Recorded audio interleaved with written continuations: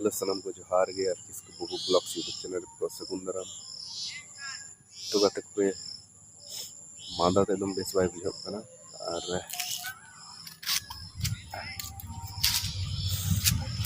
नौका शिशु दारी और भाई खो खो एकदम लाटरी को एकदम हार चला नवा दिन याद करते सर्दी मनाई नाम तो घड़ी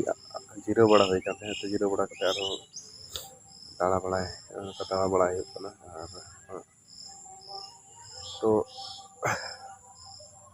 और मादा ते नुनक बांटे बुझा चेत कमी हो बाय सनाव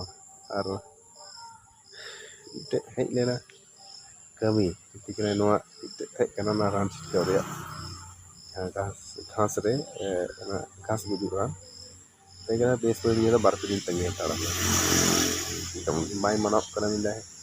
है सितुंग का है ना भाई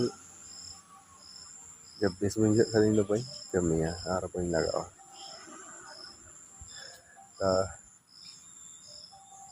घड़ी जीरो बड़ा चीज बाय रोड वाला लगता है चला तो गाते कोनो मादा ठे तो ओकाटा कमी बेस माने बांग बुझा और चेदा बुझा भाई मादा नौकान जिनिस और नुना थका बुझा हड़मो को कसमस बुझा और बांटे बुझा और कहे कमी बतला नुना रगी बुझा एकदम चीज मिलता है उनका बुझा तो उनका को और थोड़ा बांटे बुझा